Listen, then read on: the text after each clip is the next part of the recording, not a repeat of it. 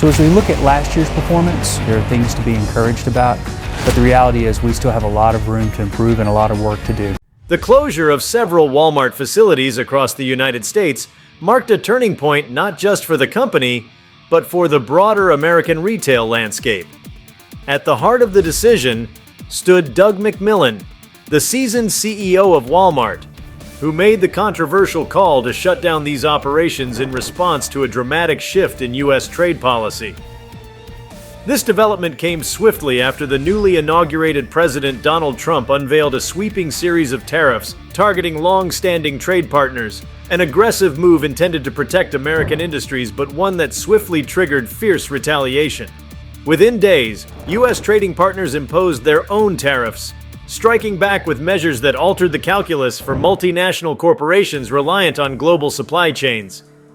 Before we start, hit the like and subscribe buttons for more exclusive news. The economic shockwaves were felt immediately. As tariffs on imports and exports rose on both sides, the cost of doing business surged, especially for retail giants like Walmart, which relies heavily on low-cost goods sourced from abroad. Suddenly, products that had once flowed efficiently and inexpensively from countries like China, Mexico, Canada, and Vietnam became burdened with prohibitively high duties.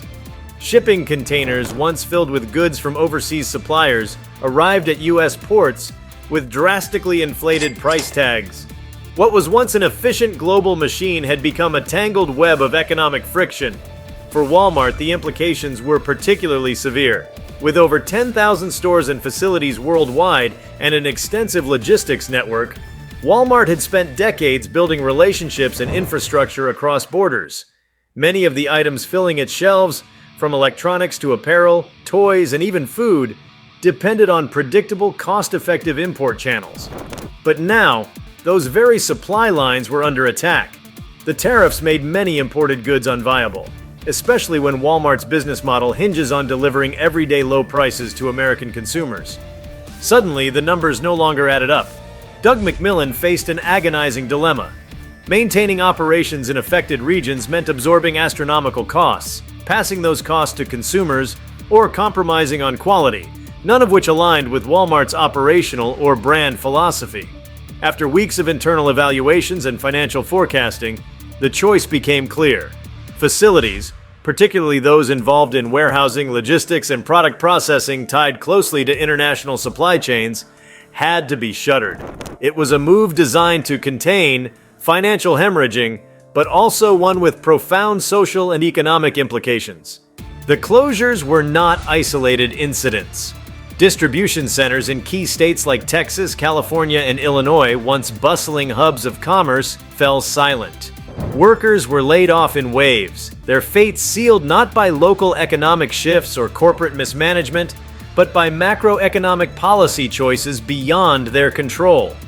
Communities built around these facilities found themselves grappling with sudden unemployment spikes, loss of tax revenue, and a ripple effect that hit everything from local diners to service providers who relied on Walmart staff as their primary customer base. Retail competitors, particularly those operating on slimmer margins or those less globalized, began facing similar pressures. Walmart's decision wasn't just about preserving its balance sheet, it served as a bellwether for the entire industry. As a company often seen as the canary in the economic coal mine, Walmart's response signaled the beginning of a broader contraction across the retail sector. Executives at other corporations watched closely, many opting to follow suit by reducing headcount, renegotiating contracts, or in some cases, exiting markets altogether. The political landscape intensified the pressure. President Trump's tariff announcements were accompanied by rhetoric promoting American manufacturing and domestic production, promising a renaissance of jobs within the U.S. heartland. But the reality on the ground diverged sharply from that vision. Domestic manufacturers couldn't ramp up capacity overnight. In many cases, they lacked the technological capabilities or economies of scale to replace lost imports without raising costs significantly. Retailers found themselves squeezed from both sides, unable to import affordably, and unable to source domestically without passing costs on to consumers. This created an inflationary loop. Everyday products that Americans relied on, clothing, electronics, household goods, became more expensive. For lower-income families, Walmart's core demographic, this hit particularly hard. What was once a $10 pack of basic goods now cost $15 or more. The company faced public backlash even as it fought to maintain any semblance of operational continuity. Internal reports indicated declining foot traffic, especially in rural areas hardest hit by the facility closures and economic consequences of the tariffs. Meanwhile, Walmart suppliers scrambled to recalibrate.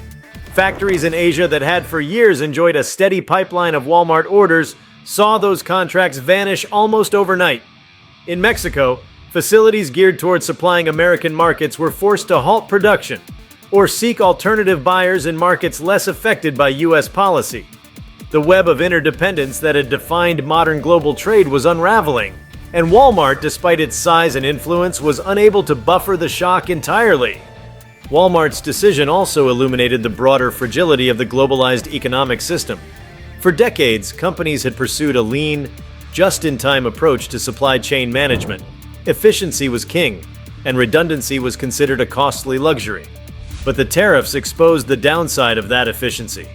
Without alternative sources or domestic capacity to fall back on, companies like Walmart had little room to maneuver. Shutting down operations became less a choice and more an inevitability. Beyond the economic dimensions, the closures took a psychological toll. For many employees, working at Walmart had meant stability, benefits, and a pathway to upward mobility. When these facilities closed, workers lost more than just paychecks. They lost routines, communities, and futures. State unemployment offices saw unprecedented surges in claims. Local politicians scrambled to respond, but many found their hands tied by federal policy. Protests erupted in some areas, with laid-off workers and community members demanding relief and clarity. From a strategic standpoint, Walmart began revisiting its sourcing strategy. Executives initiated talks with alternative suppliers in countries not caught in the crossfire of the trade war, though the options were limited. Smaller economies lacked the scale to fulfill Walmart's needs, and shifting production meant investing time and capital, luxuries not easily afforded during crisis mode. Internally, task forces were set up to explore domestic sourcing, automation, and other contingencies, but such shifts required long-term planning. In the short term, closures were the only effective lever available. Financial markets reacted with unease. Walmart's stock took a hit following the announcement, dragging down other retail stocks in sympathy. Analysts revised earnings projections, and economists issued new warnings about the cascading effects of trade conflict.